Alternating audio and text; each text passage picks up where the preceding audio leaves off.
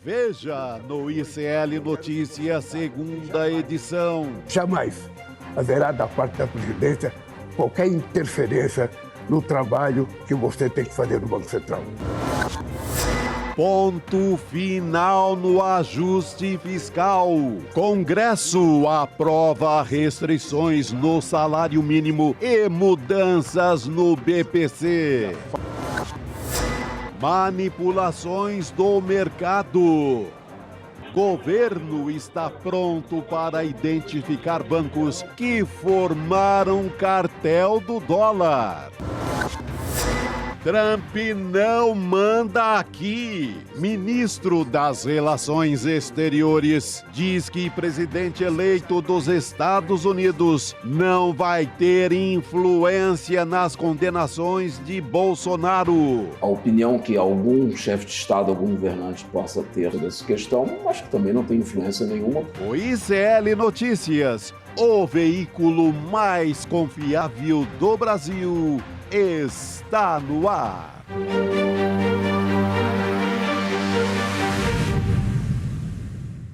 Olá, boa noite. Seja muito bem-vindo e muito bem-vinda ao ICL Notícias, segunda edição. Hoje é 20 de dezembro de 2024, dia em que o Congresso encerrou finalmente a votação dos cortes de gastos.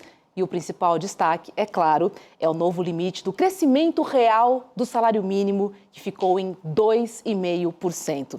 Luiz Nassif comenta também toda a especulação, dessa alta do dólar que a gente viu nessa última semana, chegando a bater aí 6,30.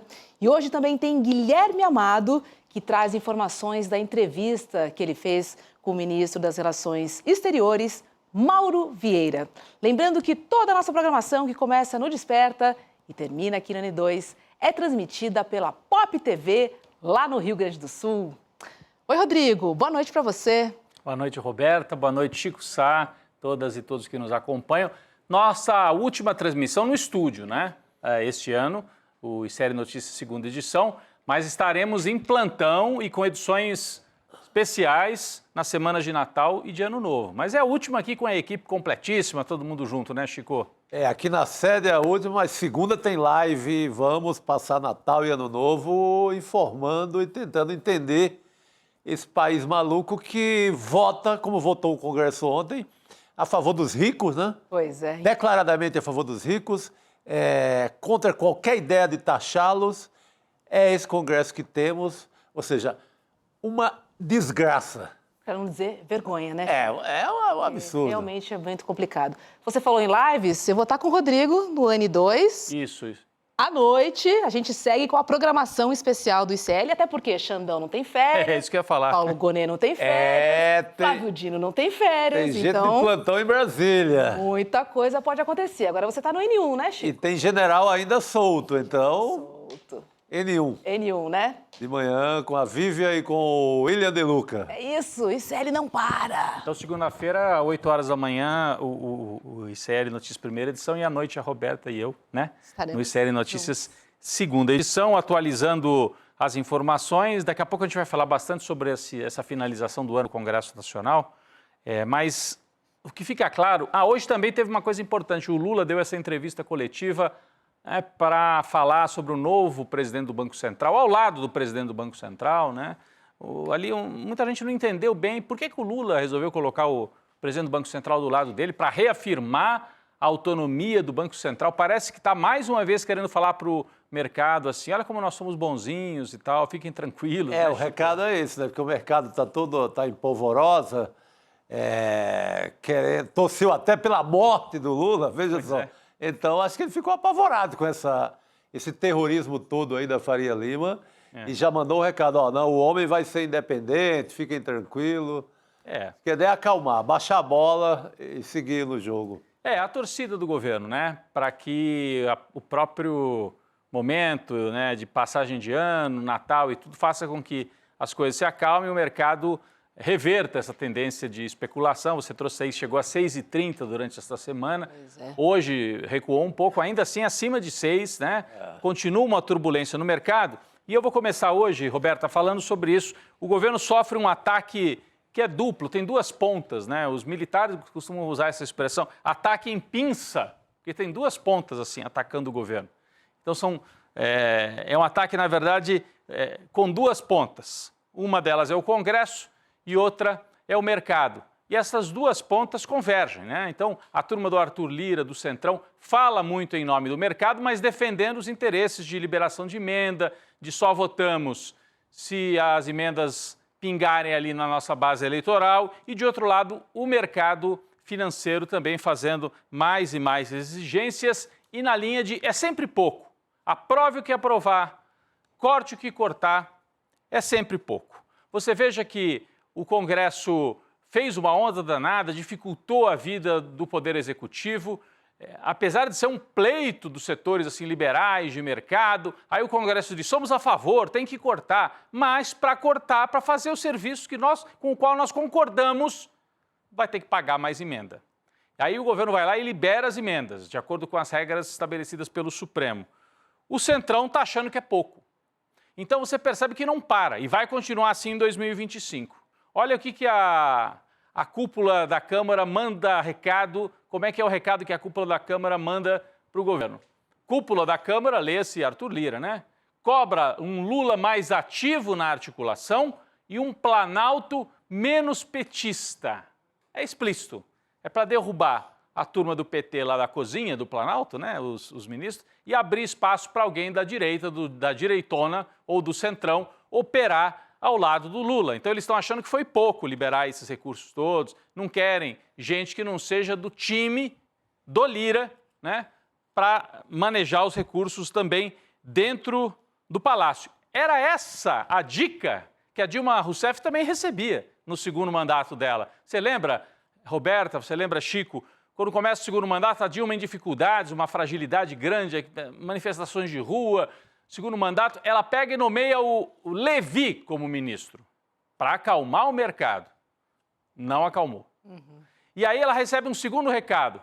Dilma, tira o PT e põe o Michel Temer como coordenador político. É a melhor coisa que você pode fazer. Ela não chegou a colocar, mas entregou o governo para a direita e foi sempre pouco, e não serviu. Então, o Lula está agora sob essa mesma pressão. Ceda ao mercado, ele cede. O mercado acha que é insuficiente. Agora vem essa pressão para tire os petistas do Planalto e coloque o poder de negociação na mão da direita.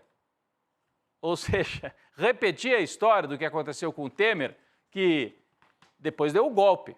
Então, ele estava ali já, né, se preparando para dar o bote e para ficar com o poder como acabou ficando, ajudando a derrubar a Dilma. E a dica era, coloca o Temer para cuidar de tudo para você. Você colocando o Temer não vai ter problema.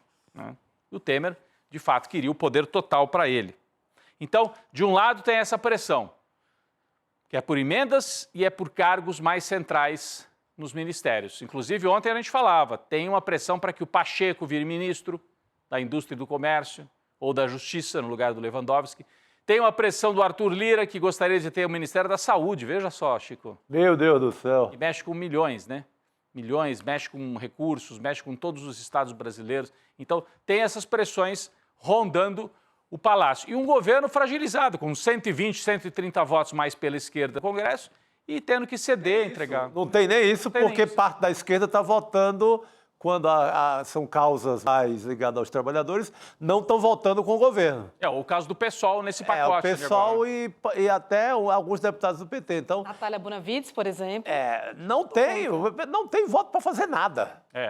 Tá uma paralisia. Então, quando eu falo de assim, um ataque em pinça, de um lado, o Congresso, o Centrão, e quando eu falo isso, também não estou dizendo que o Lula é uma vítima de tudo. Ele está fazendo esse jogo com pragmatismo, achando que é por aí que vai sobreviver e conseguir levar as coisas até 2026. E, de outro lado, o mercado, que cobra corte, depois acha que é pouco e deixa o governo mal com a sua base. Porque, veja só, Roberta, o governo o Haddad topou colocar no pacote um teto para o salário mínimo, que era algo assim intocável nos primeiros governos do Lula. Reajustar o salário mínimo sempre acima da inflação, com ganho real, e foi um dos pontos que garantiram a popularidade forte do Lula. Então era aquela regra, né? a inflação do ano anterior e o crescimento do PIB de 2 anos antes. Se o PIB cresce 3%, você pode reajustar o salário mínimo 3% acima da inflação, que é pouco também. Mas com isso você foi garantindo que ao longo de 10, 15 anos, nos 2 governos do Lula e no governo e meio da Dilma, o salário mínimo se recuperasse, tivesse um ganho real acima da inflação, que acho que passou de 20%, 30%. Agora vai bater no teto. O governo só vai reajustar o salário mínimo acima da inflação até 2,5%. Se o PIB crescer 4%, não, fica em 2,5%. Se crescer 3%, também não vai dar 3%, fica em 2,5%.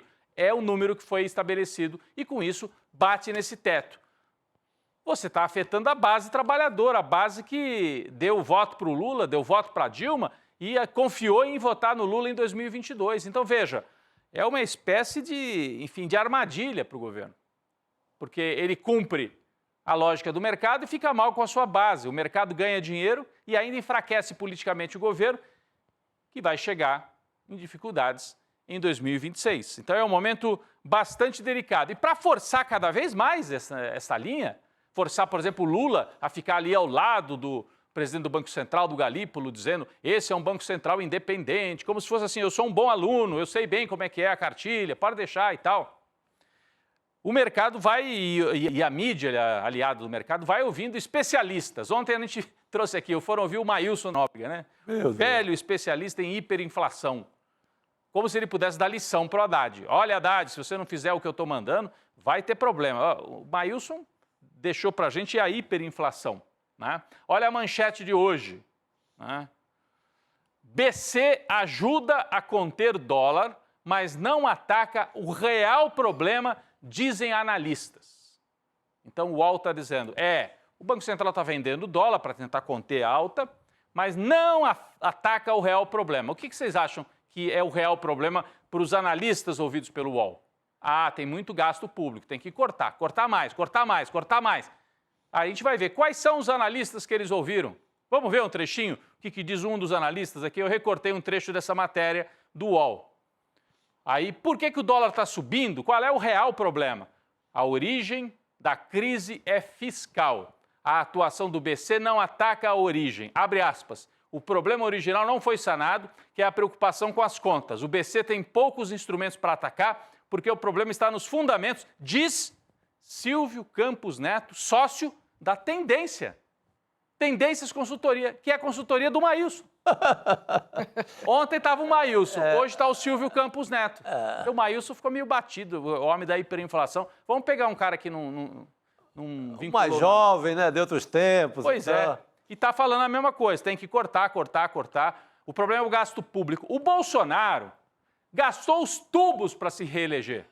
Né? Aumentou, explodiu as contas públicas em 2022 com Paulo Guedes. O mercado não fez uma exigência, não falou nada.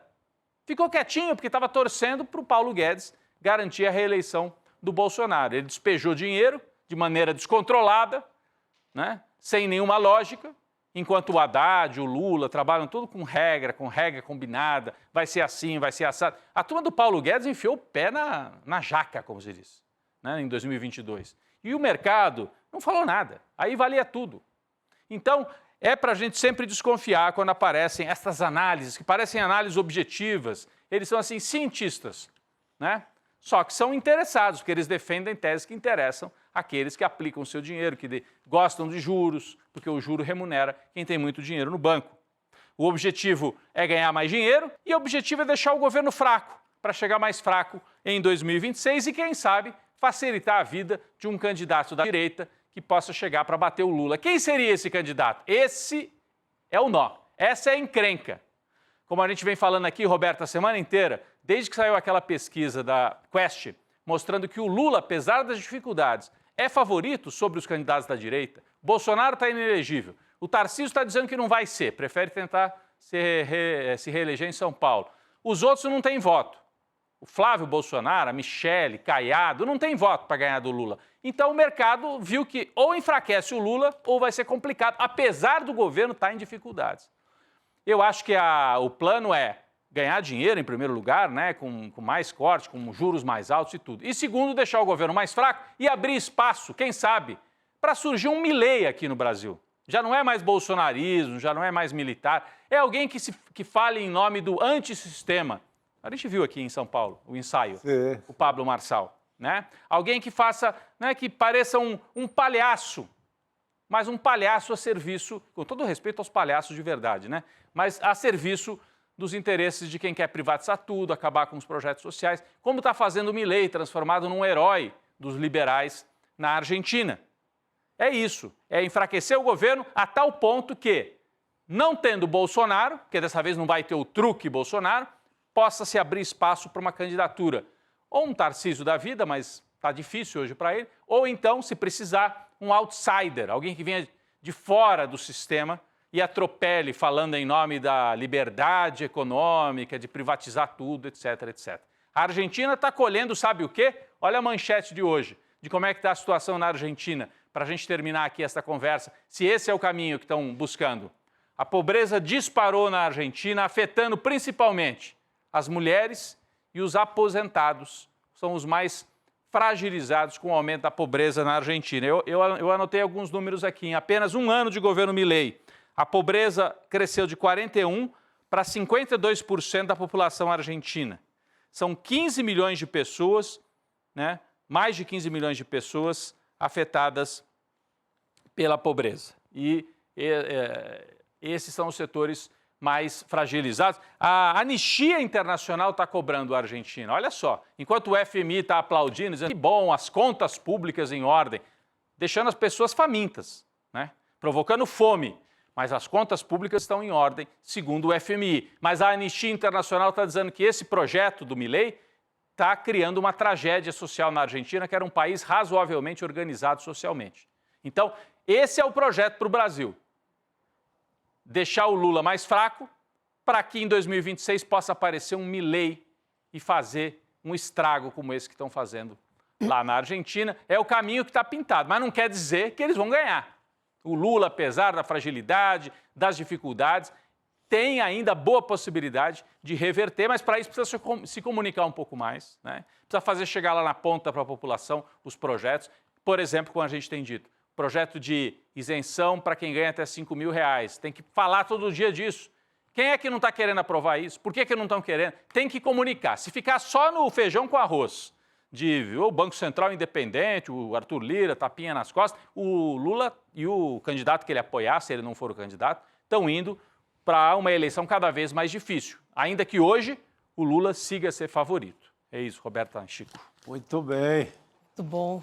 O mais louco é que o governo só pegou o prejuízo dessa questão da isenção até 5 mil, que é uma baita de uma proposta muito popular. As pesquisas dizem que tem apoio de 74% da população, só que ninguém sabe se foi do governo. O governo não politizou para enfrentar o Congresso com isso até agora, não comunicou bem. E se continuar não comunicando bem assim, vai perder a guerra política no Congresso, né? Só fica com prejuízo, como ficou na votação de ontem. Tudo de ruim vai ser atribuído ao governo. Não vai ser atribuído ao Arthur Lira, Sim. que está deixando a presidência da Câmara agora. Não vai ser atribuído ao Centrão, nem aos filhos do Bolsonaro que votaram contra, que votaram a favor de arrochar o trabalhador. Não vai ser atribuído a ninguém. Cai tudo nas costas do governo federal. Do governo, Lula, Haddad. Sim. Né? E tem que comunicar, tem que dizer, ó, o que a gente quer é isso, o Congresso quis isso. Até agora você não sabe. Você tem um deputado ou outro, sei lá, o Lindeberg Faria sempre explica, mas não tem o grande comunicador, não sei se nesse caso tem que ser o próprio Lula, mas o bolsonarismo abriu uma live ali da forma mais irresponsável do mundo, comunicava para todo mundo, emparedava Congresso, o cão. Sim. Tem que ficar mais clara e transparente essa comunicação. Quando a gente As pessoas precisam entender de fato até onde vai o governo e a força que tem o Congresso Nacional. Sim. Tem que ficar muito claro para a população, né? Porque a gente vê que são forças fortes demais e que impedem o trabalho uma da outra. Elas não se ajudam. Exatamente. Então isso tem que ficar muito claro para a população. Não é uma vontade simplesmente do governo federal. Tem que comunicar isso e não está comunicando. É tanto que a bucha está sobrando de popularidade para o Palácio do Planalto, para o Lula. A questão das armas, Chico. Né? Seria uma maneira perfeita de comunicar, né? A arma paga mais imposto, menos imposto, na verdade, assim, do que uma fralda para criança, por exemplo. Por que ninguém fala sobre isso? Eu queria só aproveitar aqui, enquanto a gente espera, o Guilherme Amado vai chegar já para conversar com a gente. A gente fala aqui dessa chantagem do Congresso de um lado, do outro lado do mercado. Agora, pelo segundo dia seguido, o dólar recuou, né? Ele bateu na máxima de 6,30 e começou a recuar. O nosso Eduardo Moreira aqui usou a expressão, olha, em algum momento, se o jogo do Lula é sempre negociar, ele vai pegar o telefone e ligar para alguns personagens da Faria Lima e dizer, e aí, vamos acalmar, né? Eu não sei se essa entrevista ao lado do Galípolo, reafirmando a autonomia do Banco Central, não faz parte dessa espécie de acordo. Porque pararam de apostar contra o dólar, pelo menos em grande volume, contra o real, aliás, né? Pararam de apostar. Aí caiu a cotação e o Lula aparece numa entrevista estranha, esquisita, não entendi aquilo. Por que ele tinha que falar ali do lado do Galípolo? Me parece parte de uma espécie de um acordo, de um balé, assim, o governo querendo dizer, vamos lá, calma, vamos parar, agora é fim de ano, deem um fôlego aqui para a gente, o governo precisa de um fôlego. O Congresso aprovou o pacote desidratando um pouco, mas não muito, a proposta do Haddad, e agora tudo que o Lula precisa, né, acabou de sair do hospital e tal, é acalmar o mercado de câmbio e colher alguns frutos dessa aprovação, né? Aprovou a reforma tributária semana passada e agora o pacote fiscal. E aí ganhar fôlego para tentar o principal, do ponto de vista político, que é isenção fiscal para quem ganha R$5 mil. Que é a grande batalha. Então ele tem que dizer para o mercado, acalme-se, eu não vou fazer nenhuma loucura, e a hora que acalmar um pouco, tentar ir para essa batalha. Porque é o que pode trazer uma marca fundamental para o governo Lula. Até agora ele não tem essa marca, Roberto. Ele está vivendo ainda daquele passado. O Lula é bom porque ele fez programas sociais, mas fez lá atrás e retomou agora alguns, né? Mas falta uma marca nova desse governo 3. Sim. Então, esse é um dilema que ele vai enfrentar agora em 2025. Só falta aquela bandeira que orgulha, né, o progressista, né, de seguir, de continuar. Porque a gente só está ali, na defesa, no contra-ataque. A gente não na retranca, Estamos na retranca, literalmente, observando, sabe? Vamos chamar o Guilherme Amado para conversar com a gente, porque o Gui entrevistou o ministro das Relações Exteriores, o Mauro Vieira. E o chanceler jogou um balde de água fria nas expectativas que os bolsonaristas têm em Donald Trump.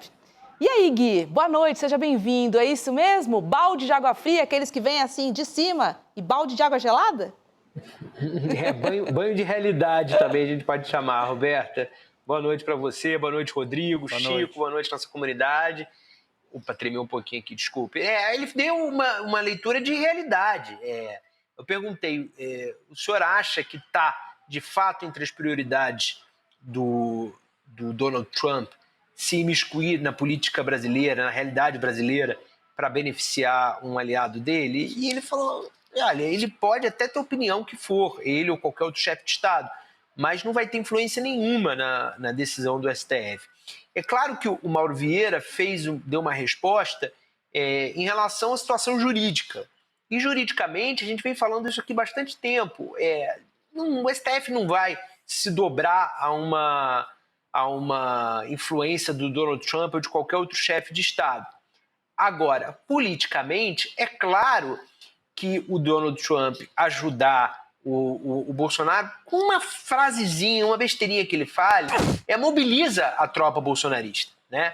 Vai fazer com que o eleitor do Bolsonaro tenha expectativa, se sinta mobilizado com essa quimera, né? Que a gente sabe que não tem pé na realidade. E hoje de manhã, o William De Luca lembrou muito bem no N1, quando a gente conversou sobre isso, que o Donald Trump pode, com outras medidas dele, indiretamente ajudar a sabotar, a criar dificuldade para o governo Lula. Por exemplo, em relação à política econômica, né? Se ele, de fato, nos Estados Unidos, levar à frente a política protecionista que ele está prometendo, isso vai fortalecer o dólar, vai fazer com que o dólar fique mais caro aqui no Brasil, e vai contribuir para essa escalada que a gente está vendo. Isso é uma forma de, indiretamente, uma decisão que não tem nada a ver com o governo Lula ou com o Jair Bolsonaro, ele ajudar a oposição e criar mais uma dificuldade para o Lula nessa área. Com certeza, Gui. Isso ele pode fazer e sabe fazer muito bem. Agora, o Vieira descartou uma possível interferência do Trump, né, nas condenações contra o Bolsonaro. Vamos dar uma olhadinha na entrevista. O ex-presidente Jair Bolsonaro tem dito, desde a campanha ainda americana, que ele tem expectativa que o Donald Trump interfira de alguma maneira no destino jurídico dele, seja fazendo com que o STF o absolva ou facilitando de alguma maneira, ajudando a aprovação de uma anistia. O senhor acredita realmente que está entre as prioridades do Donald Trump se imiscuir em assuntos internos brasileiros? Olha, não tenho a menor ideia. Não é do Brasil não se imiscui em assuntos internos de outros países, inclusive porque é um preceito constitucional. Nós não interferimos e não vamos manifestar. Agora, a opinião que algum chefe de Estado, algum governante possa ter sobre essa questão, acho que também não tem influência nenhuma, porque é uma decisão do judiciário brasileiro e do mais alto nível, no Supremo Tribunal Federal. Guilherme, eu entendo, né? Quer dizer, o Mauro Vieira faz essa fala e tal, que a opinião do Trump não vai pesar, o Alexandre de Moraes já mostrou que não tem medo do Elon Musk e tudo, já houve essa tentativa. Mas o Trump tem, se quiser tumultuar, pode tumultuar. Eu fico imaginando assim, o Bolsonaro entrou na Embaixada da Hungria, né? Se ele resolve entrar na Embaixada dos Estados Unidos em Brasília e fala assim, eu estou pedindo asilo porque estou sendo perseguido por uma ditadura judicial no Brasil. Imagine, o Biden não aceitaria, e não ajudou o golpe de 8 de janeiro e avisou os militares brasileiros, não entra porque não vai ter apoio nosso. Agora, o Trump, ainda que não faça declarações, mas se o Bolsonaro pede ajuda e fala, tudo bem, vem aqui para a nossa embaixada. Imagina a confusão. O Trump pode dizer, não complica, eu já estou mandando um bocado de gente embora daí, eu vou mandar os latinos todos embora e você ainda vem complicar aqui. Pois tem isso também. Ele pode entrar na mesma lista e ser expulso. Mas eu acho assim, uma coisa é o Trump, as declarações do Trump não afetariam as decisões do Supremo. Sim, não mexe. Mas mexe. Ele tem elementos para influenciar de alguma maneira. Você não acha, Guilherme, para além? Concordo plenamente. Mas isso tudo ficaria na mobilização política, concorda? Sim. Porque é claro que se ele dá asilo ao Bolsonaro, ele pode evitar que o Bolsonaro seja preso. Eu nunca tinha pensado nessa hipótese, mas esse cenário que você descreveu, Rodrigo, eu acho uma coisa bem factível de acontecer. Não acho uma coisa absurda de acontecer, não. Seria uma forma de se meter e concretamente ajudar o Bolsonaro e evitar a prisão dele. Agora, o que o Bolsonaro está dizendo que vai acontecer, que é o Trump pressionar o STF mudar a conduta dele por causa da pressão exercida pelo Trump, ou o Congresso aprovar uma anistia influenciado pelos Estados Unidos, isso eu acho muito difícil de acontecer. Não acho que seja assim. Agora, politicamente, com esse tipo de artifício, né, do Bolsonaro pedir um asilo, ou até um jogo combinado já com o governo Trump, do Trump já está combinado com os Bolsonaro, com a família Bolsonaro, tipo, olha, você entra na embaixada que a gente te dá asilo, isso tudo pode acontecer, sem dúvida, e bagunçaria bastante a coisa. Agora, eu acho que eu falei isso na época da Hungria e mantenho a mesma análise. Se o Bolsonaro fugir, eu acho que é pior para a imagem dele.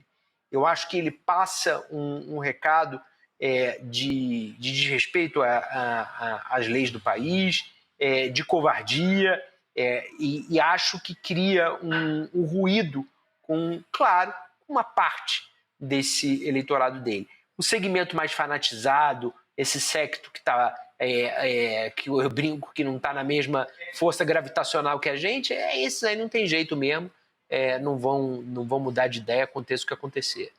É isso. Mas acho que perde um pouco da seita mesmo. A fuga vai passar um ar de covardia. Né? Eu acho que não, Gui, eu acho que não teria só a embaixada dos Estados Unidos. Teria a Argentina. Tem muito muro de embaixada para pular. Tem a Hungria, tem a Itália. eu acho que ele tem muitos países que abririam... Com a Argentina, inclusive, ele teria a própria fronteira, né? Não precisa nem ir para a Baixada. Exatamente. Né? Um carro sai na Argentina. Ele vai com RG, que está sem passaporte, vai com RG.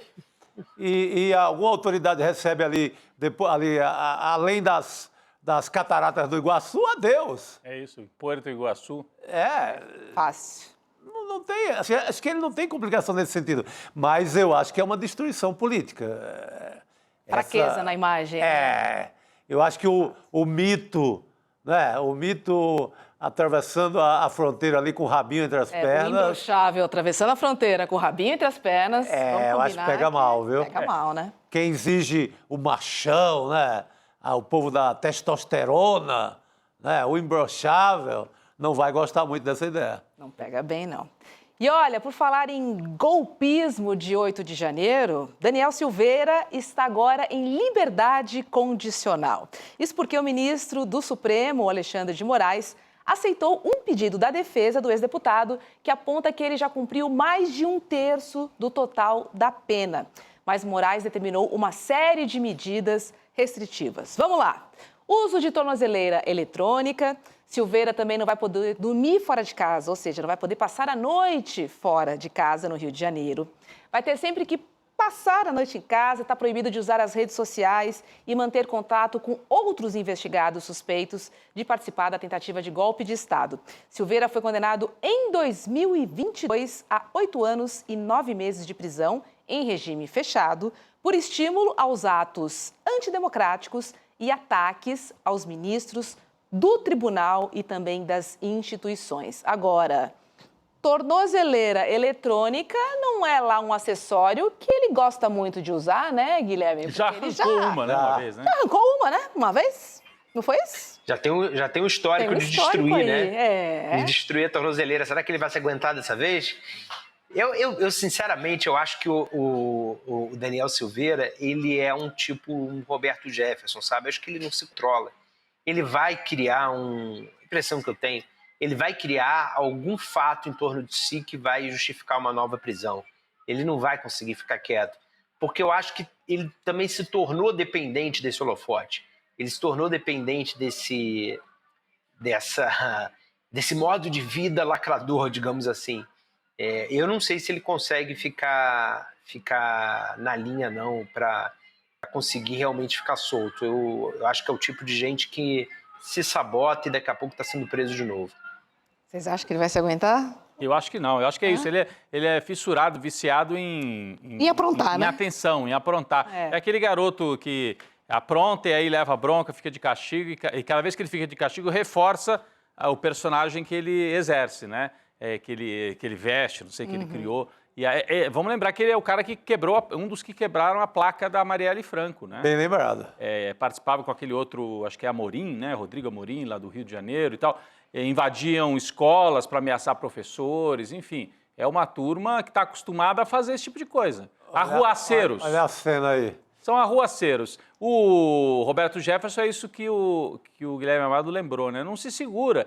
Quando ele falava que ia receber a bala, a polícia, eu achei que era assim, né, assim... Achamos, Rodrigo, achamos. Que era um exagero verbal. E ele não conseguiu se segurar. E eu também acredito que o Daniel Silveira já está aprontando de novo para justificar a prisão. E assim ele se mantém como uma espécie de ídolo nas sombras do bolsonarismo, né? Não, acho que ali não tem jeito. Ele não vai se comportar... Como assim? Eu fui beneficiado pela justiça, pelo Xandão? Pelo Xandão, veja você. Isso não pode estar certo. Então ele vai cometer alguma história para retomar o personagem dele. Sem dúvida. Parece que na cadeia ele teve uma boa conduta, trabalhou, prestou serviços ali, enfim. Na cadeia parece que estava tudo funcionando. Na cadeia o bicho acalma, Vamos ver na rua como é que vai funcionar. Porque, falando em cadeia, né, quem continua preso é o general Braga Neto, que está sendo vigiado 24 horas por dia por soldados do Exército. Será, Roberto? Isso é o que dizem. Pois eu não acredito muito nisso aqui, não.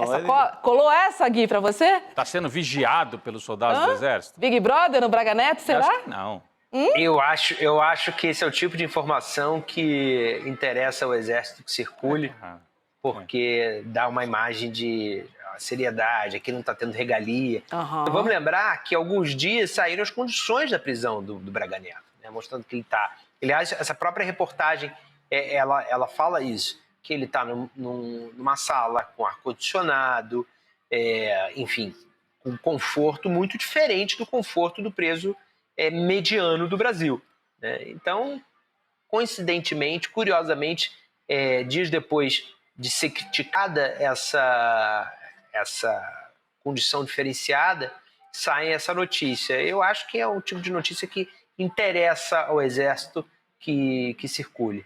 Pois é. E olha, o ex-ministro de Bolsonaro não tem liberdade de circulação, né, pelo quartel-general, porque ele está num quarto dentro do quartel-general na Vila Militar, no Rio de Janeiro.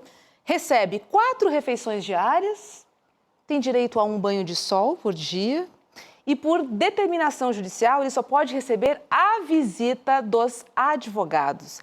Agora, a gente sabe, né? Eu lembrei da prisão de Mauro Cid, a quantidade de visita que ele recebeu, o Mauro a quantidade Cid de gente que foi corria diariamente, fazia seu exercício. Como ele saiu bem, encorado Tinha seu da frigobar, bem arrumado, ar-condicionado. É a mesma situação do general.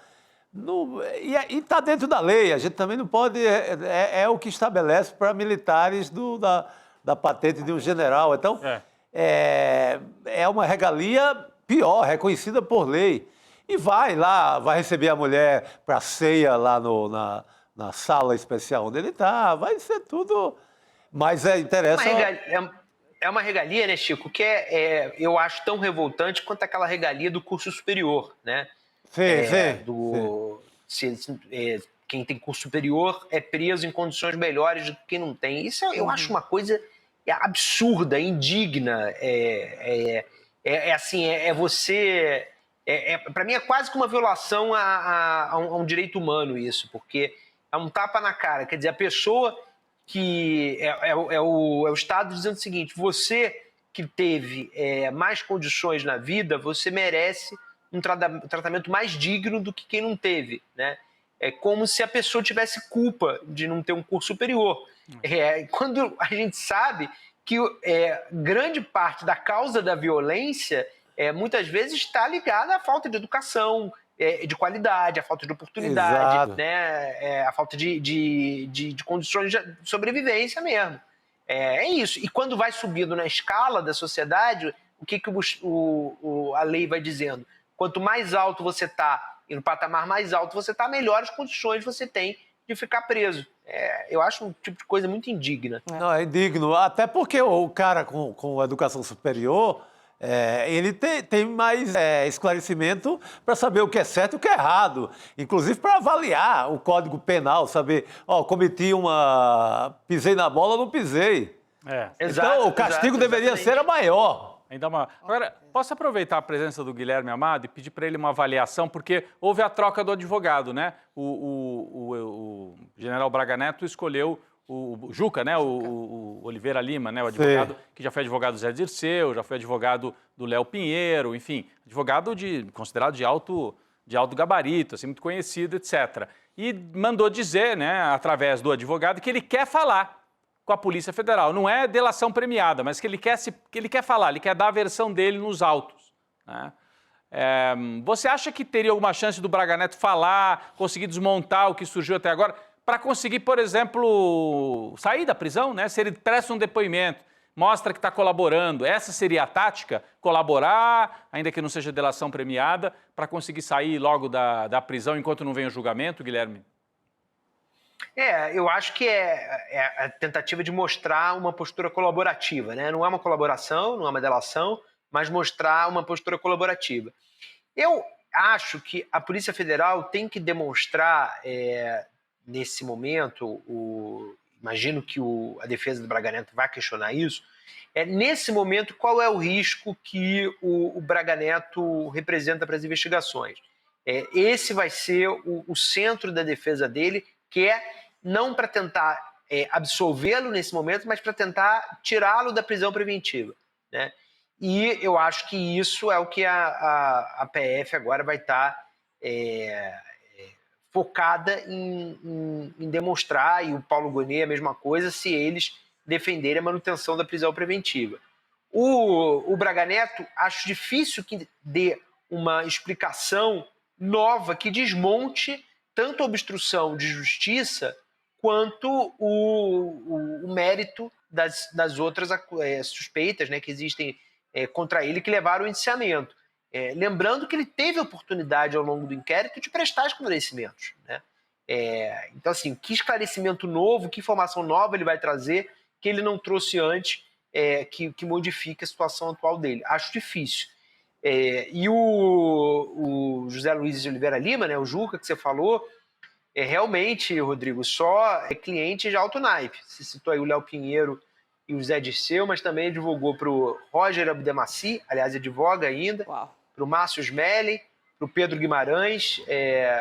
Os últimos clientes ele se especializou na área de crimes sexuais. Que coisa, Márcio Smelly, o do assédio sexual dentro da TV Globo. E o Pedro também é assédio sexual, moral e todo tipo de assédio possível. Na né? Caixa Econômica, na Caixa Econômica Federal, é isso. Olha, em outro assunto, Gui, que a gente precisa comentar aqui, foi uma decisão dessa semana do Superior Tribunal Militar. Vamos lembrar, né, daquele músico e de um catador de latinhas que foram mortos pelo Exército em abril de 2019, com 257 tiros disparados em uma via pública na zona norte do Rio de Janeiro. Os 8 militares condenados em primeira instância, no caso, foram absolvidos da morte do músico, o Evaldo Rosa, que morreu fuzilado, né, na frente do filho de 7 anos, da esposa, do afilhado e do sogro, que também foi baleado. O Exército alega que confundiram o carro da família com um veículo roubado. E aí, o STM decidiu também que não houve dolo na morte do catador de latinhas, o Luciano Macedo, que foi baleado e morto, porque ele tinha ido socorrer um músico. Gente, é o seguinte, em outras palavras, a conclusão do Superior Tribunal Militar é que foram disparados 257 tiros sem a intenção de matar. Quer dizer, eles disparam 257 tiros e não queriam eliminar? Assim, não dá para entender esse tipo de decisão, Gui. Não dá para entender, juro. Dá para entender, né, Roberta? Chama-se corporativismo, né? Não tem outro nome. É a excrescência de você ter um tribunal militar formado por militares julgando militares, né? De novo, é o absurdo do Estado dizendo para a gente que existem supra-cidadãos. Existem cidadãos que são mais cidadãos que outros. Por que o assassinato cometido por qualquer pessoa não é julgado na justiça comum? Eles são pessoas feitas de matérias diferentes, né? Isso foi uma das decisões mais absurdas do Congresso, que deu esse privilégio, usar a palavra aí para lembrar do vídeo recente da Marinha, deu esse privilégio aos militares. Quer dizer, por que um crime cometido por um militar contra a vida, mataram 2 pessoas, não é julgado na justiça comum? Isso é uma completa indigência à regra natural de uma democracia, que é você tratar os cidadãos de maneira igual. Você não pode, porque você é militar, ter direito a julgamento diferente em relação ao cidadão comum. Esse crime tinha que ter sido, como diversos outros cometidos pelos militares, tinha que ter sido julgado na justiça comum. Não tem uma diferença aí, porque ali ele estava atuando como militar. E daí? É um assassinato como outro qualquer. Com certeza. Tem que ser julgado na justiça comum. Além do que, cometido contra o nacional. A gente não está falando de um crime de guerra. A gente não está falando de uma coisa cometida enquanto o país está em guerra, numa missão no exterior, não é.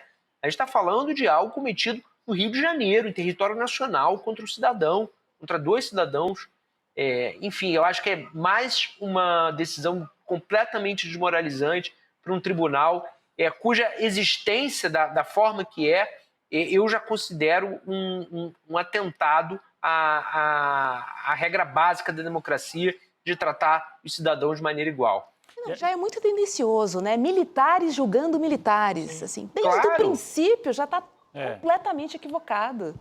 Roberto, e aí a gente vê a importância de os generais e outros militares envolvidos na tentativa de golpe de Estado de 2022 e do 8 de janeiro de 23 serem julgados pela justiça civil, pela Sim, justiça sim. normal, vamos dizer assim, do Brasil. Porque imagina o que aconteceria se caísse na mão da justiça militar, Chico. Julgando o Braga Neto. O Braga julgando Neto. o general Heleno. O Mário Fernandes. Julgando o próprio Bolsonaro, o capitão do exército, né? E todo mundo absolvido com festa. Agora,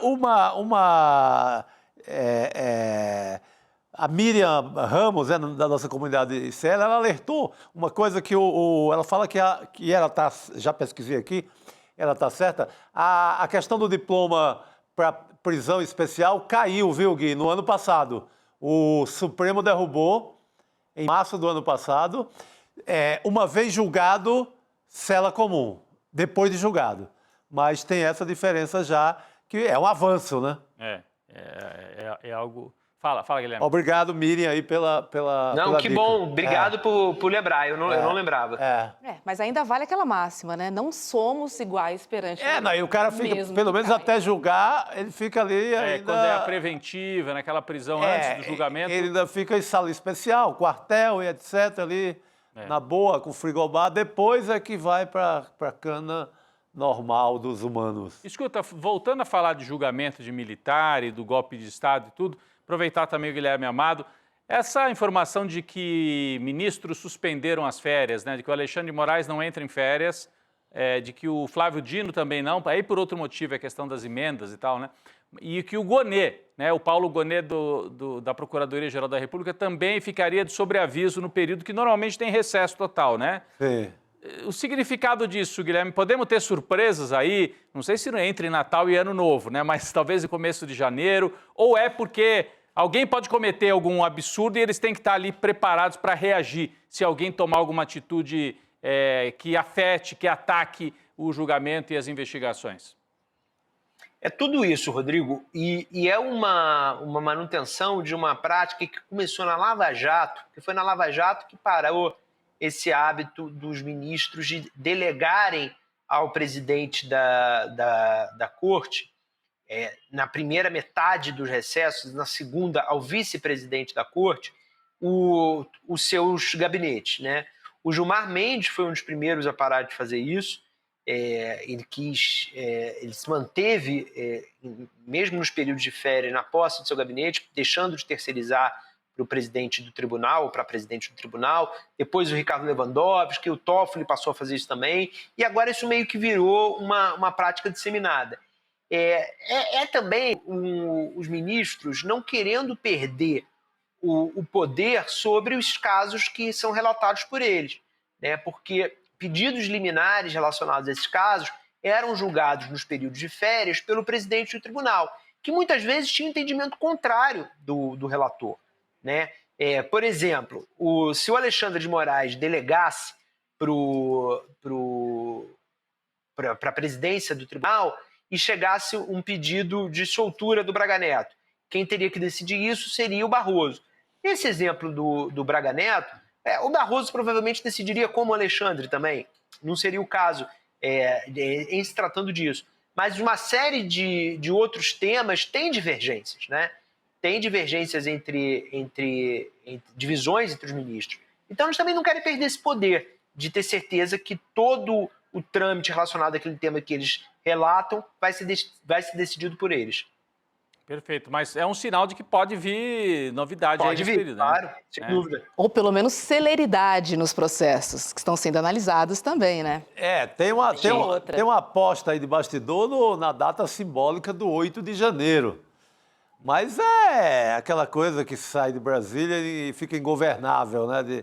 Que o 8 de janeiro seria a meta ali, e interessante simbolicamente. A justiça tomaria alguma decisão em torno do Bolsonaro, que é o que está faltando. Será? Eu creio que não, a não ser que ele tente pular o muro de uma embaixada. Não, pois porque a essa altura, como não tem nem a denúncia ainda, só pode agir se for alguém que estiver atrapalhando as investigações, como foi o caso do Braga Neto, né? Por desafio às investigações. Que a gente saiba, não tem nada agora colocado, né? Então, eu acho que é mais um cuidado se tiver uma provocação, se tiver uma atitude e tal, eles estarem prontos para agir, né? Ô Gui, você acha que o vai Paulo ficar Gonet... assustado em casa? Vai. Ai, tem gente que não vai ter um Natal tranquilo. O Natal vai ser complicado para muitas pessoas. Ô Gui, você acredita que o Gonet una os 3 inquéritos, tanto de vacinas quanto das joias e também da tentativa de golpe, em um só? Ou não? Você acha que ele desmembra? É o que tem circulado, né? É o que tem circulado, é isso. Eu ainda estou curioso, ainda estou buscando entender a razão política por trás disso, porque estou convencido que a decisão não é uma decisão técnica. Tecnicamente, com os criminalistas que eu conversei, todo mundo acha estranho o porquê disso. Né? Eu entendo que tem uma razão política que eu ainda não consegui apurar qual é. Porque, tecnicamente, são crimes muito distintos. Não me parece, não só a mim, eu sou leigo, mas quem entende do assunto diz que não faz muito sentido. Perfeito. Temos que aguardar, É não isso vai aí. ter jeito. Alguns mais tranquilos, curtindo o Natal e o Réveillon, outros sem com dormir. aquela Mas campainha por aí, toca, né? você, dá um... Opa, aquele barulhinho? Conhece? Toque, toque. Quem deve fica sempre nessa situação, né? Pois é, estamos tranquilos por É aqui isso nesta aí. mesa. Guilherme Amado, obrigada por ter você aqui conosco no N2. Obrigado a vocês, pessoal. E Olha, a se gente vê. não se encontra mais antes do Natal, então bom Natal para vocês. Vocês tenham uma noite muito feliz, suas famílias, nossa comunidade também, uma noite muito, muito harmoniosa, com aqueles parentes distantes que pensam diferente, mas todos se encontrando, sem voar rabanada, por favor. Ah, meu Deus. Boa. Não, acho que agora tá mais tranquilo, viu, Ah, pastor? só na sua uma casa, na ironia. minha não tá contigo ainda não. Não tá, não. Lá em casa tá pacificado. Eu acho que é o tá- seguinte, tem assuntos que não tem que discutir na ceia de na minha Natal, casa entendeu? existem assuntos proibidos, ainda continuo com esta máxima. Quando começar aquele assunto, pega o panetone, enfia na boca, sai de mansinho. Discute futebol, discute aquela história do gosta da uva passa, não gosta. Isso, Vai faz pra a brincadeira do tio do pavê, Uma né? polêmica gastronômica, né? Que une todo aí. mundo. Respira. Vai passar. Guilherme, beijo pra você, querido. Feliz Natal. Valeu, gente. Feliz Pra Natal, vocês também. querido. Até mais. Bom programa, tchau. E antes da gente dar sequência ao ICL Notícias, eu quero trazer aqui um convite para vocês assistirem a 2ª temporada da série A Luta pela Esperança. Nessa série clássica de fim de ano aqui do ICL, né? Porque o Chico fez o ano passado e fez de novo aqui a 2ª temporada. Chico conduz uma conversa com o Frei Beto e também o pastor René Kivitz, com reflexões bem profundas sobre espiritualidade, cidadania, sobre política, religiosidade, solidariedade, fé e o significado do Natal na vida moderna. Para quem não conhece, Frei Beto é um frade dominicano, escritor, autor de mais de 74 livros e reconhecido tanto no Brasil quanto no exterior pela sua luta em defesa dos direitos humanos. E o René Kivitz é teólogo, escritor e também líder da Igreja Batista de Água Branca, localizada na capital paulista. E olha, ele também ganhou notoriedade por criticar a ascensão do conservadorismo do Brasil e também o uso político da fé, ou seja, a manipulação a favor de votos. Então, corra e assine agora mesmo assistir os 3 episódios da nova série A Luta pela Esperança. E claro que a gente preparou um pacotaço de presentes para você. Vamos lá? Tem o livro Jesus Rebelde, de Frei Beto. Quem está com o Aqui, livro? eu tô aqui com o Olha lá. Jesus Rebelde, do Frei Beto, tá aqui, ó. É um dos livros do pacote, né? É, o Mateus, o primeiro livro. Evangelho da Ruptura, é o subtítulo aqui da obra do Frei Beto. Boa. Chico, tem também o livro Santidade, do pastor René Kivitz. Olha lá. Aqui na mão. Nas mãos do Chico. Tem também o livro, que é esse aqui, ó. Tinha uma pedra no meio do caminho, Invisíveis em Situação de Rua. Esse aqui é do padre Júlio Lancelotti. Então, são 3 livraços para você e também 3 cartões comemorativos. Esse é um, ó. Olha que bacana. Verdadeira justiça se faz com amor. São frases, né? São frases, Essa é do cartões. pastor René Kivitz, né? Boa. Vocês também têm aí cartões? Temos aqui. Qual A que você tá? paz jamais virá do equilíbrio de armas, e sim como fruto da justiça, Frei Beto na área. Opa! Eu tenho outra do Frei Beto aqui.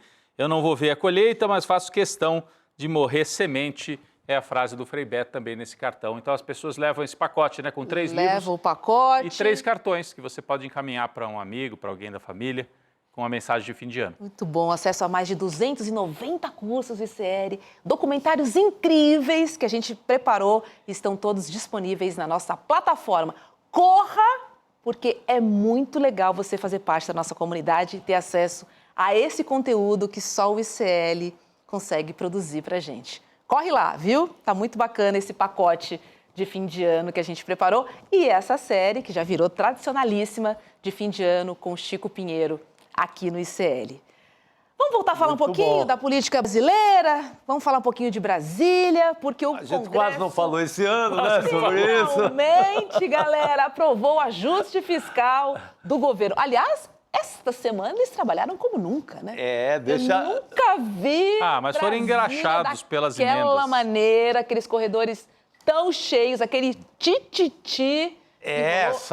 Soltaram as emendas, seguraram, só trabalhavam se soltasse ali aquele pacotaço de 4 bi e 200 mil, Arthur Lira, faca no pescoço, aquele método dele, né? Ele opera nesse sentido, né? Ele faz chantagem braba e grita ali do Congresso, só aprovamos ou votamos se liberar esse negócio tudo. Mesmo que o Flávio Dino tenha tomado a decisão no Supremo que tenha proibido, ele arrumou, né, uma manobra, colocou outro nome, passou a ser emenda de líder. A emenda da tramóia virou emenda de líder e o governo acabou cedendo porque o cede ou não vota. O governo não tem voto. Tem que deixar bem claro que Lula não tem voto. Lula tem voto na rua, mas Lula não tem voto no Congresso. Perde qualquer coisa. Então tem que comer na mão desses caras. Pois é. A mão do novo cangaço parlamentar. As eleições são no dia 3 de fevereiro, né, de 2025. É isso, né, quando muda a presidência, tanto da Câmara quanto do Senado. Exatamente. Então, temos mais um mês de Arthur Lira, mas é recesso. Enfim, vamos entender que foi, teoricamente... A última sessão que ele presidiu, A última sessão de trabalho. E olha, a ideia do governo era realizar uma economia de 72 bilhões após os cortes no projeto original feitos pelo Congresso. E a economia deve ser de agora 70 bilhões, ou seja, menos 2 bilhões. Isso segundo o próprio Ministério da Fazenda. Só que o Congresso acabou deixando de fora medidas que atingiam grupos de maior poder político e também econômico. O corte de supersalários, por exemplo, no funcionalismo, e também tem outras propostas que foram, né, enfim, que ficaram para o ano seguinte. Tudo que atingia rico e poderoso ficou para o ano seguinte. Essa é que é a vergonha, né? Essa é a realidade, tá? As medidas que atingem os mais pobres, por exemplo, foram mantidas, foram votadas. E a principal mudança é no reajuste do salário mínimo, que fica limitado à inflação de 2,5%.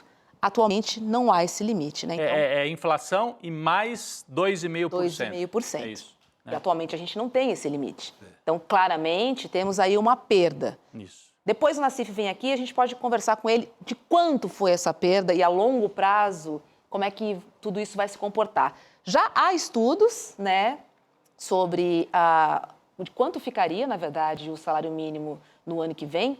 E de acordo com o novo reajuste, a gente teria aí uma perda de R$10, né? Seria um salário mínimo de 1.528, se não me engano, reais. Sim, e aí, com o ajuste, ficou de 1.518. Por que não tira, né? Mesmo que seja R$10, tira desses penduricados dos juízes, desses grandes salários, né? Esses salários vergonhosos aí. Então, vai tirar lá embaixo. A desgraça é essa. Né? Só vai embaixo, só vai na base. Essa é que é a infelicidade do resultado dessa votação toda, né?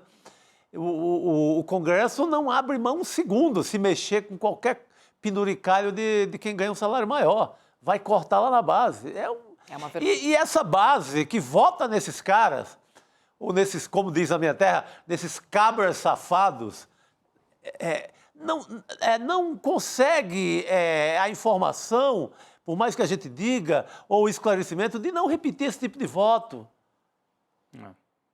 Não vai ser a favor deles nunca. A extrema-direita não vai proteger pobre nunca no Brasil. É fácil colocar isso na cabeça. É do PL, é da extrema-direita, não dá para votar porque esses caras vão nos ferrar. e a gente nem sabe o que está acontecendo. Infelizmente é assim, né? Mas não vai ter para trabalhador se volta nesses caras. Ô, Roberto, só para falar do salário mínimo rapidinho, né? Quer dizer, o governo Lula, lá os primeiros mandatos do Lula e a Dilma tinham essa regra de você fazer um reajuste do salário mínimo de forma organizada, sempre acima da inflação. E a regra era a inflação do ano anterior e mais um ganho real. De quanto? Proporcional a aumento do PIB de 2 anos antes. Então, vamos dizer, o PIB cresceu 4% 2 anos antes. Então, você faz a inflação e põe mais 4% de ganho real no salário mínimo. Parece pouco, mas com isso, ao longo dos 2 mandatos do Lula, do mandato da Dilma, foi subindo, e o salário mínimo teve ganho real naquele período. Que era uma grande marca do Lula, né? Uma grande marca do Lula. Agora, não é que o salário mínimo não vai ter ganho real, mas ele está limitado a 2,5%. Tem um teto ali para ele. Tem um teto para ele, exatamente. Então, se o aumento do PIB foi de 4%, você não vai subir 4% de ganho real, você vai subir 2,5% no máximo. Né? Se subiu 3% o PIB, vai subir os mesmos 2,5%. Então, você cria um teto e o salário mínimo vai avançar acima da inflação, mas de maneira muito mais lenta. Vai ter um impacto, né? Porque, assim, mas não é que vai ganhar menos. Nos anos do Bolsonaro, aí sim, ficou sem reajuste real nenhum. Oficialmente, eles abandonaram qualquer tipo de ganho real e o salário mínimo ficou só com o reajuste da inflação. Então, esse é um debate importante que fez muita gente na esquerda, a bancada do PSOL, por exemplo, votou contra o pacote por causa disso, e gente até no PT, né? A gente vai destacar um dos deputados aqui, histórico no PT, né? Quem votou contra foi o Rui Falcão, né? Rui Falcão. Pelo PT aqui de São Paulo. Vou abrir aspas no que ele disse, olha. Eu sou do PT, só que não sou funcionário do governo. O Diretório Nacional tinha questionado as medidas de austeridade. A presidente do PT, a Gleisi Hoffmann, tinha até dito que é uma política austericida. Nunca votei para reduzir direitos. Pode falar que o salário mínimo continua com ganho real, é verdade, mas com menos. São medidas que sequer são aceitas pelo mercado, que quer mais, que diz que é muito pouco. Foi por isso que votei contra. Quem também votou contra foi a Natália Bonavides, né, do PT, além de, claro, PL e Partido Novo, que também votaram. O PL e o Partido Novo votaram contra, porque assim, oposição total, tudo que vem do governo, eles são contra, né? Agora, no caso do PSOL, é por acreditar que essas medidas do BPC e do salário mínimo que estão no pacote atingem direitos da base da sociedade, e é verdade, né? E me surpreendeu o Rui Falcão com essa posição. O Rui Falcão, que durante muito tempo foi alinhado com o campo majoritário do PT e tal, mas nos últimos tempos está indo mais para a esquerda, né? Inclusive tem gente que acha que ele poderia disputar a presidência do PT. Eu acho que esse voto já é pensando em disputa interna do PT. Não é voto de Congresso ontem à noite, sabe? Não é apenas isso, é pensando para a base. Vamos botar o PT mais para a esquerda. Eu vou puxar o PT mais para a esquerda, que é o que tem. O Genuíno também tem ido nessa linha, que já foi moderadíssimo, né? Sim. Quando tinha mais palco televisivo, ele era infinitamente mais moderado, agora também está indo nessa linha. E o Falcão, acho que ele está se posicionando na plenária da eleição do PT já. Já saltou do Congresso ontem, já caiu na disputa interna. Vamos chamar o Luiz Nassif para conversar com a gente? Vamos. Queria perguntar para o Nassif o que você achou desse teto, né, para o limite, para o novo limite do salário mínimo, Nassif. Boa noite para você, seja bem-vindo. Boa noite. Gente. Tudo bom? Tudo bom. Boa noite, Falcão, querido.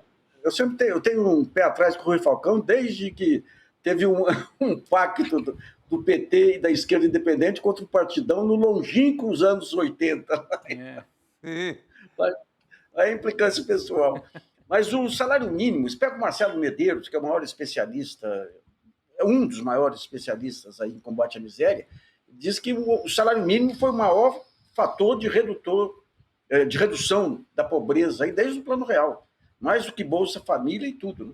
E tem essa lenda, né? Se aumentar o salário mínimo, reduz emprego, isso aí já foi desmentido por estudos. Agora, é importante o BPC, o Benefício de Prestação Continuada, que se alegou que eles estavam fazendo um aprimoramento, tirando exageros, porque teve um grande crescimento. Esse crescimento que teve no BPC foi devido a uma desses milagres aí políticos, que você não sabe como que acontece, que conseguiram, nesse período soturno aí, pós-Temer, incluir pessoas com deficiência no BPC. Então, o que eles estão fazendo é tirar esse avanço que veio aí e tirar as pessoas com deficiência. Então, é grave.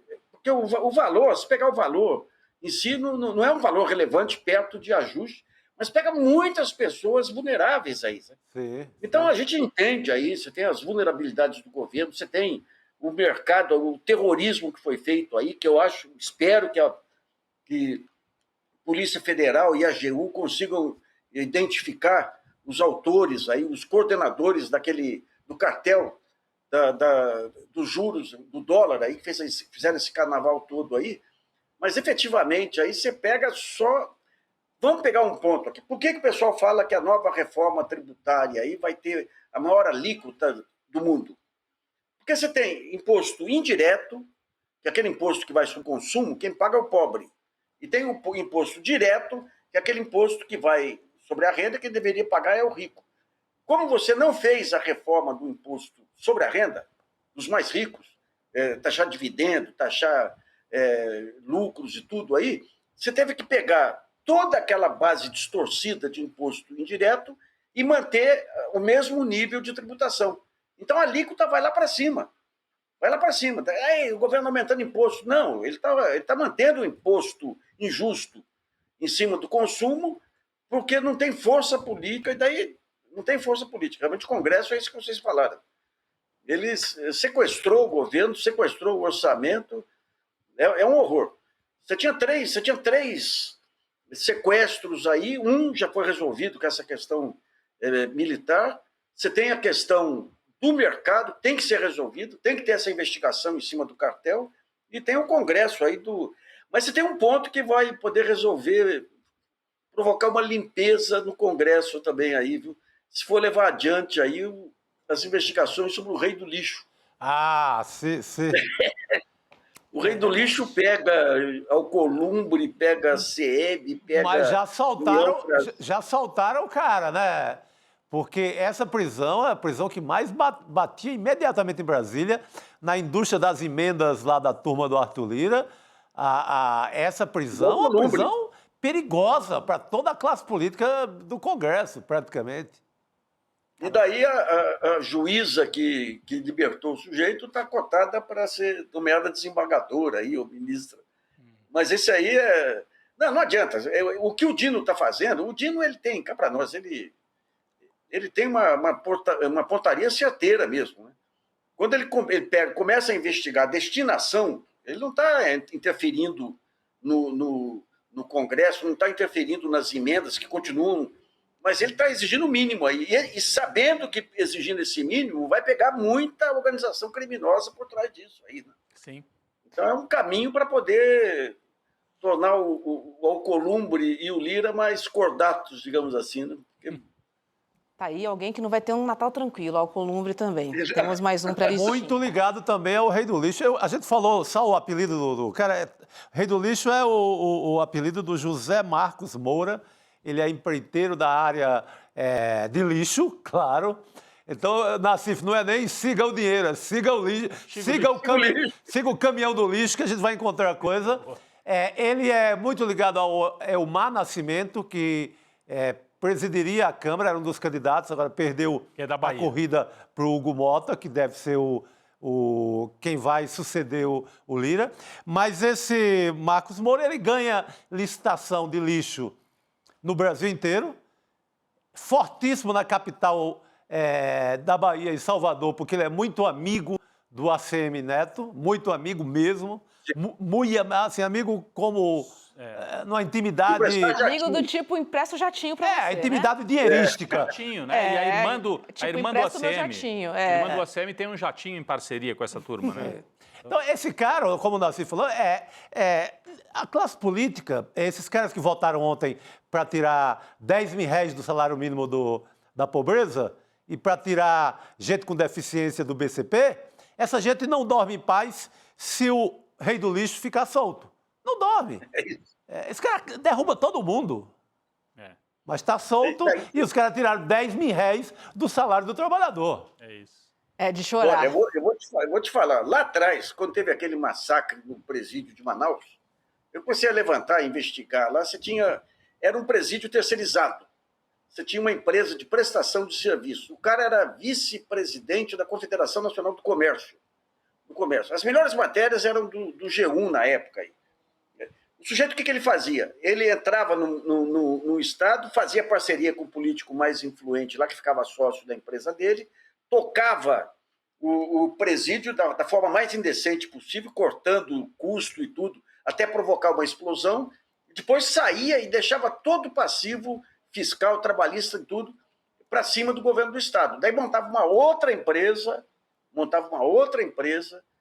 e esse pessoal que avançou em cima do pessoal da Federação do Comércio, lá do Rio de Janeiro, também que era um pessoal meio barra pesada lá, e ele passou a ser o interventor do SESI, lá do SESC, lá do Rio de Janeiro, que tinha um orçamento de R$1 bilhão. E daí o que acontece? A Confederação Nacional do Comércio passa a ser anunciante da homepage do Globo. Sim. Acabam... Ou seja, você tem esse pacto aí do andar de cima, é complicado, né? Nassif, vamos falar um pouquinho sobre o dólar, porque o dólar hoje fechou em baixa a R$ 6,07. Isso depois do Banco Central realizar leilões totalizando em 7 bilhões de dólares. Durante essa semana, a gente lembra que o dólar bateu R$ 6,30. E muita gente falou em ataque especulativo contra o real. Hoje, o presidente Lula gravou um vídeo ao lado de Gabriel Galípolo, que toma posse na presidência do BC em janeiro.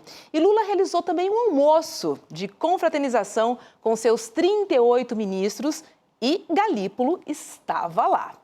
Olho na foto de Lula com os ministros. Vamos dar uma olhadinha aí, porque foi um clima de confraternização bem bacana que rolou, na volta do presidente Lula a Brasília. Olha, foi um almoço seguindo de confraternização, e aí cada pasta também falou um pouquinho dos trabalhos do ano, e o Galípolo estava lá. O Galípolo estava lá, e, Roberto, um colega nosso fez a observação ali, que agora o pessoal não faz mais assim, né? O Hélio do Lula, nem o Lula faz assim, joinha.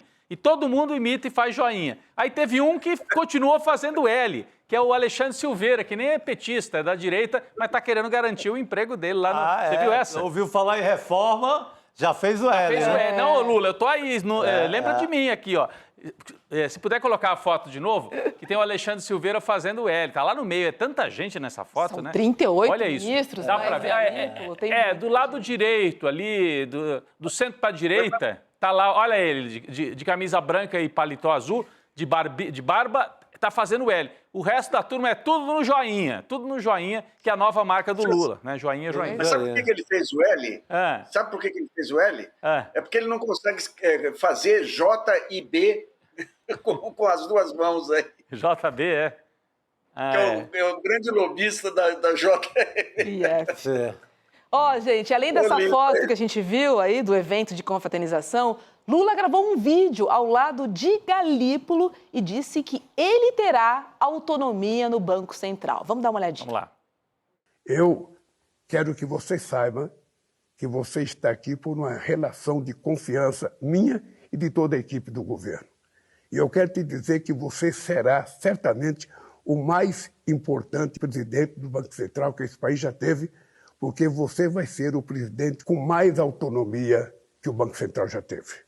Porque eu tenho certeza que pela tua qualidade profissional, pela tua experiência de vida e pelo teu compromisso com o povo brasileiro, certamente você vai dar, uma lição de como é que se governa o Banco Central com a verdadeira autonomia. Por isso eu quero te desejar boa sorte, que Deus te abençoe. Eu quero que você saiba que jamais haverá da parte da presidência qualquer interferência no trabalho que você tem que fazer no Banco Central. Nassif, cada uma que a gente tem que fazer, né? Mas conta pra gente, qual é o recado que o presidente Lula quis passar com esse vídeo? Ampla confiança no Galípolo. O Galípolo não vai fazer nada que signifique surpresas e tudo, mas ele vai trabalhar num processo gradativo aí de retirar essas vulnerabilidades do Banco Central. E tem um ponto aí que o Lula recebeu um relatório aí denunciando o cartel que opera na Faria Lima e que foi responsável por jogar o câmbio lá para cima.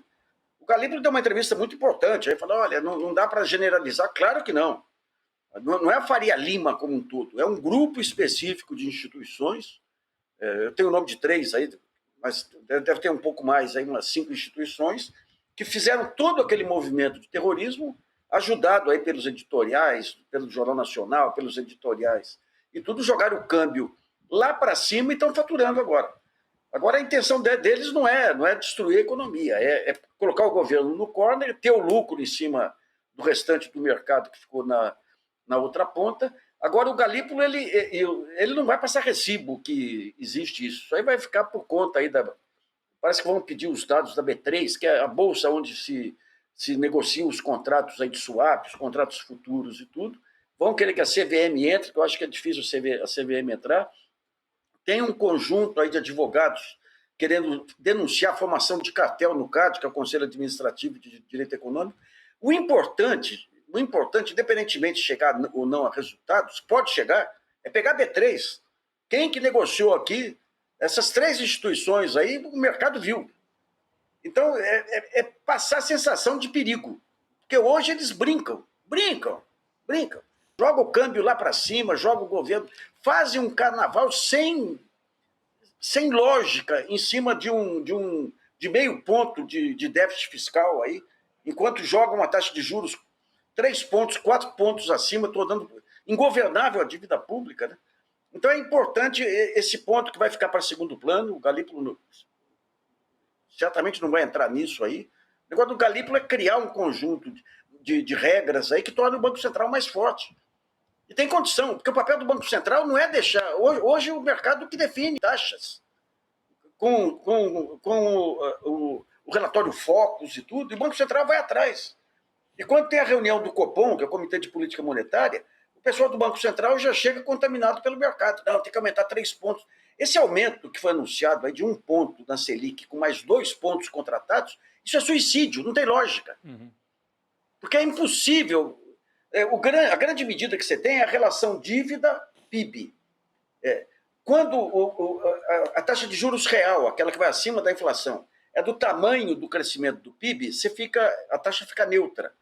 Quando a taxa de juros real é de 10% e um PIB que vai, o ano que vem, crescer 2%, então o crescimento da dívida é exponencial.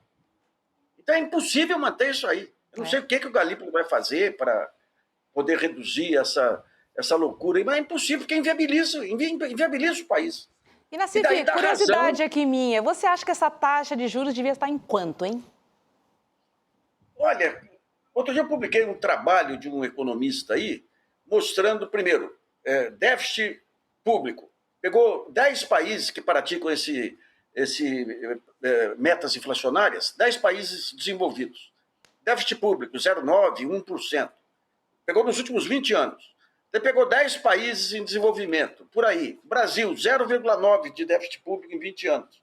Daí você pega a taxa real, aquela acima da inflação. Acima da inflação. Países desenvolvidos, 1 ponto, 1,5%. Países em desenvolvimento, 1 ponto, 1,5%. Brasil, quando ele fez o levantamento, estava em 5,5%, agora está em 10%. Está em 10%, é uma loucura, isso não existe, pô. Isso é saque. A taxa deveria estar, no máximo, nos 5 pontos, 5,5%. Você pega o financiamento habitacional na França, sabe qual que é a taxa de juros anual? Conta. 0,5%. Sonho meu.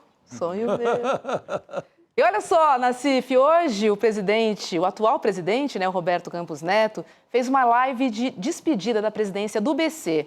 A gente lembra que ele fica no cargo até o dia 31 de dezembro. Tá acabando, gente.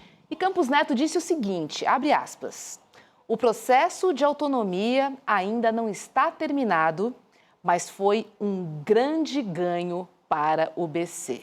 Fecha aspas. Nassif, o que ele quer dizer com isso? Quer dizer que ele vai poder sair do banco agora e ganhar um alto cargo aí da porta giratória. Não tem lógica um negócio desse. O que ele faz, você tem o BIS, que é o Banco Central dos Bancos Centrais, ele pega todo o discurso lá do presidente do BIS e repercute aqui. Então você tem um Banco Central independente, que nele fala, é você jogar toda a lógica política do país nas mãos do mercado. Não tem lógica um negócio desse. A questão é a seguinte, o governo, por exemplo, ele quer você vai ter a transição energética. A transição energética você tem que jogar financiamento aí para empresas do setor A, B ou C. O Banco Central ele tem esse poder de definir esse direcionamento, com juros mais baixos aqui. Então, dizer que vai ter Banco Central independente é o seguinte, independentemente do que o povo queira, independentemente do que o povo elege o presidente, o Banco Central só presta contas para o mercado. Não, Roberto Campos Neto foi um... E daí ele ganha prêmio no BIS, lá, como grande presidente do Banco Central, porque fez o que o mercado queria. Depenou o Brasil. Criou uma dívida pública aí quase insustentável por conta de juros.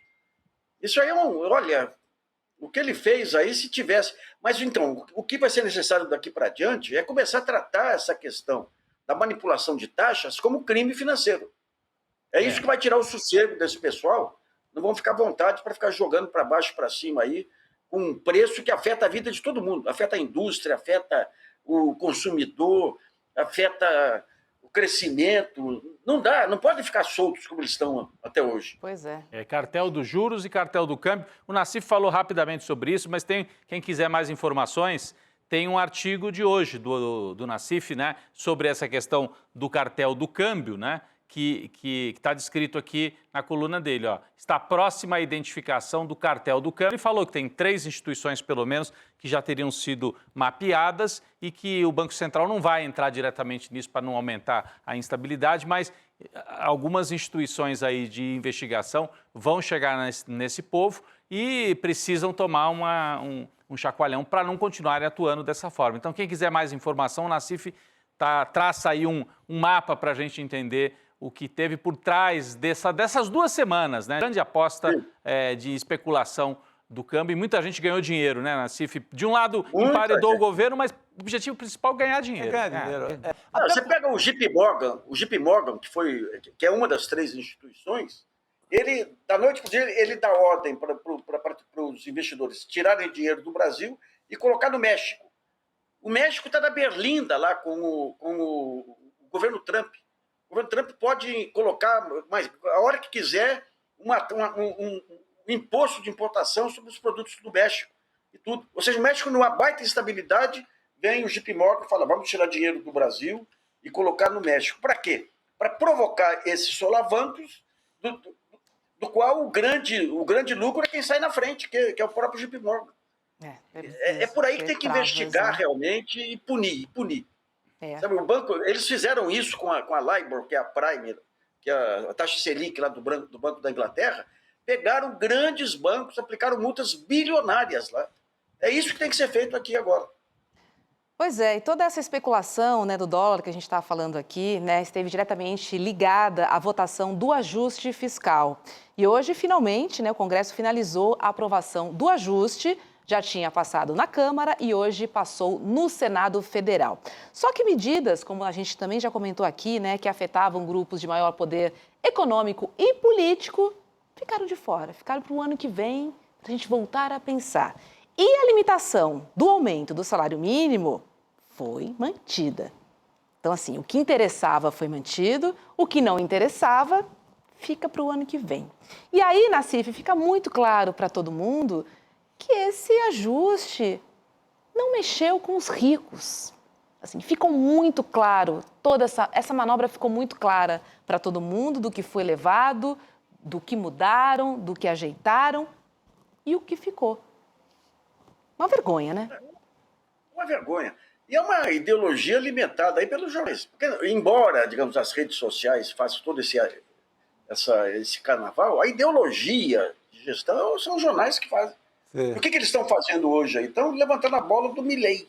Sim. Como se a saída fosse o Milei. A gastança do governo. Você pega a gastança, você não tem recurso para a reforma agrária, você não tem recurso para repor o pessoal da Anvisa, você não tem recurso para o Ministério da Saúde.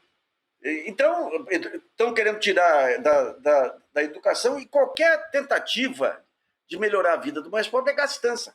E daí, quando você pega todos aqueles setores que são beneficiados aí por subsídios aí, indecentes, olha, o Congresso barra na hora.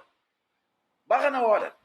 Então, é um problema complicado. É aquilo que que vocês colocaram aí também. O Povarel não percebe que essas políticas da ultradireita associadas ao mercado estão juntos aí, umbilicalmente juntos. O herói de todos aí é o Tarcísio de Freitas, que mostrou como comprar deputados da Assembleia e tudo para privatizar a Sabesp. Né? Pega a Sabesp aí, o pessoal que apoiava o Tarcísio já está levando uma lambada, um baita reajuste de água aí. Mas você criou uma ideologia. De repente você pega o industrial da Fiesp, que a grande máquina para movimentar a indústria são os gastos de investimento do governo.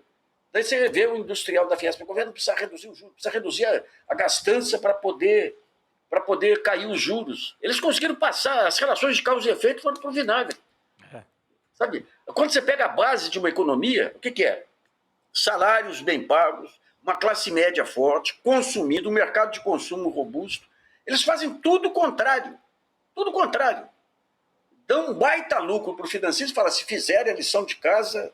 Segunda lição de casa, desde o Marcílio Marques, que a gente ouve, se fizer a lição de casa... O Palocci era craque nisso. Eu tenho até em jogo, né? Se fizer a lição de casa, o país vai melhorar. Daí não melhorava, não, é porque a lição de casa foi pequena. Aí cortamos um pouco a comida dos velhinhos aí, a merenda da escola, aí, então não... E tudo eles tentam transformar como se fosse para o bem geral do povo e dos pobres. Cara de pau. Muita cara de pau. Bem geral para mim, né? Conhece essa? Bem geral para mim? É isso que tem acontecido. Mas estão vencendo, né? Eles vencem. Essa versão, essa tese é a do Jornal Nacional, é a do editorial da Folha, do Estadão, do Globo, das emissoras que pertencem a esses grupos, e é uma tese vitoriosa. Eles ganham e fazem o mais pobre apoiar. O mais pobre aplaude, porque não tem que fazer a lição de casa. Não sabe que ele está sendo cortado na educação. Tiraram da educação também, da educação integral. Tiraram da educação Tiraram integral? 10%. Da saúde mexeram, não, né? Não, na saúde não mexeram, mas na educação tiraram 10% do Fundeb. Então, e o eleitor não percebe. Um dia, eu acredito, eu sou esperançoso, como essa série aí do Chico Pinheiro. eu tenho esperança, viu, Nassif, que um dia o povo perceba. O povo precisa ser comunicado, Chico. Precisa a informação ter comunicação. não está chegando lá. Isso é muito grave. Luiz Nassif, obrigada. Sextou para você. Abração, pessoal. Bom fim de semana. Obrigada. Bom fim de semana, bom Vocês Natal, também, né? viu? Bom Natal aí, Nassif, também. Feliz pra Natal, todos. Nassif. Vocês também, viu? Obrigado. Ó, e para a gente fechar o nosso ICL Notícias 2 com chave de ouro, eu quero dizer que 2024 foi um ano incrível. Foi inédito aqui para a gente, né? A gente disputou muitos prêmios e, claro, que todas as nossas vitórias, as nossas conquistas, são as conquistas da nossa comunidade. Eu vou trazer alguns aqui, olha, a lista é grande, mas eu vou relembrar rapidinho porque é importante, tá? Para a gente continuar lutando e não desistir dessa batalha. Vencemos o Prêmio IBEST 2023 nas categorias Melhor Canal de Opinião com o ICL, Melhor Influenciador de Economia e Negócios com Eduardo Moreira e também somos finalistas do Prêmio IBEST 2024. Os resultados saem em janeiro, mas estamos lá, ó. Melhor Canal de Opinião com o ICL, Melhor Canal de Jornalismo com o ICL Notícias, Melhor Influenciador de Economia e Negócios com Edu Moreira e também temos CC como disputando o melhor jornalista influenciador. César Calerron. César Calerron. Boa. Boa, né? Não para por aí, tá? Recebemos o prêmio... Agora tem outra pessoa que eu gosto muito. Recebemos, sim, o prêmio de jornalistas mais admirados, né? Eu, como já compartilhei a felicidade aqui com vocês, fui premiada como a segunda jornalista negra mais admirada, de acordo com a imprensa brasileira, e o seu voto, porque foi votação popular, e o ICL foi top 3 na categoria de podcast de economia com o ICL. Tem também o nosso documentário Vai Pra Cuba, Eduardo, que ganhou destaque em festivais. Aí levou o melhor documentário brasileiro no Los Angeles Brazilian Film Festival, isso em 2024, agora, né? A gente viu a viagem do Edu e também o nosso documentário foi exibido no Festival de Cinema Internacional de Havana. E fomos também reconhecidos pelo prêmio do Conselho de Arquitetura e Urbanismo do Rio Grande do Sul pela imprensa na cobertura do ICL das enchentes no Sul. A gente lembra bem Leandro Demore, Heloísa Vilela, enfim, o nosso time ali de cinegrafistas registrando, né, toda aquela catástrofe, aquela tragédia que aconteceu no sul do Brasil. Vencemos também como o melhor site nacional de notícias, isso de acordo com a Brasil Publisher Awards, e somos o noticiário líder de audiência nas manhãs do YouTube. Segue o líder! Recebemos também o prêmio Reclame Aqui, no melhor atendimento na categoria Cursos e Ensino à Distância. E o ICL, como a gente também já sabe, é o veículo mais confiável do Brasil. E essa pesquisa foi como o brasileiro se informa. Então é muito bacana a gente também ter essa credibilidade por parte da nossa audiência. Em tão pouco tempo, olha a fileira de prêmios. Né? E a nossa luta, né, para levar conhecimento e informação quebrou barreiras e conquistou reconhecimentos importantes para seguirmos firmes e fortes no nosso propósito. Eu sempre digo que é o propósito do bem viver. E quero dizer que em 2025 temos muitas novidades e que iremos ainda mais longe, porque temos energia e temos a nossa comunidade, que nos dá toda a certeza, principalmente quando a gente tem encontros ao vivo, de que estamos juntos e temos o mesmo olhar. Estamos espalhados por aí, mas essa comunidade ela é muito potente, muito forte, e ela deixa a gente assim, ó, com uma vontade. A comunidade que segura a onda. Pô, sem o apoio deles, não dava. Nada, não é possível. Sim, é muito legal ter esses encontros. E é impressionante essa lista de prêmios vencidos, né, pelo ICL. É um prazer. Eu estou completando um ano aqui no ICL Notícias, segunda edição, né? Já? Já um ano, né? Um pouco mais de um ano aqui no canal. E é impressionante como cresceu e, enfim, é um reconhecimento muito forte, muito importante. Que legal. Eu estou fazendo 2 anos. Está fazendo quantos anos, Chico? Olha, eu tô desde a primeira live. Sócio fundador. Fiz a primeira live com o Edu, aqui já. E como Tem uns 3 anos já, né, Chico? O ICL tem 3 anos? 3 anos. Eu tenho o tempo inteiro maio, né? Foi maio? Meio de maio? da casa, exato. Começou? Isso, sócio fundador. Então aí, vamos embora. Então aí, Chico, libera a gente pro Natal. Libera. Jurubeba natalina, né? Jurubeba especial, com trilha sonora de Jorge Ben e do Gilberto Gil, né? Naquele disco incrível que tem a famosa Jurubeba. Beba, Jurubeba. É isso aí. Que delícia. Jurubeba de Natal. Vamos nessa, então? Segunda-feira a gente se vê. Segunda-feira a gente se vê. Temos as lives tanto do N1 quanto do N2 na semana de Natal e também na semana de Ano Novo, porque o Brasil não descansa, os ministros vão ficar acordados e teremos Xandão sem tirar férias? Xandão sem tirar férias? E sem ver jogo do Corinthians? Pelo amor de Deus, vai se dedicar ao trabalho, que é uma beleza. Valeu, galera. Valeu, comunidade. Um beijo e um ótimo final de semana para todo mundo. Valeu. A gente se vê. Olá, pessoal. Quero convidar todas e todos a seguirem essa série do ICL, A Luta pela Esperança. É uma série para renovar a nossa disposição de construir uma nova sociedade, um mundo novo, o esperançar no sentido do professor Paulo Freire. Foi uma conversa muito proveitosa, monitorada pelo querido Chico Pinheiro, entre o pastor Ed René Kivitz e eu. Então, eu espero que vocês aproveitem as nossas ideias natalinas em torno dessa festa cristã que celebramos no fim de dezembro, para atualizar os seus conhecimentos religiosos, reforçar a sua esperança e celebrar conosco o Natal.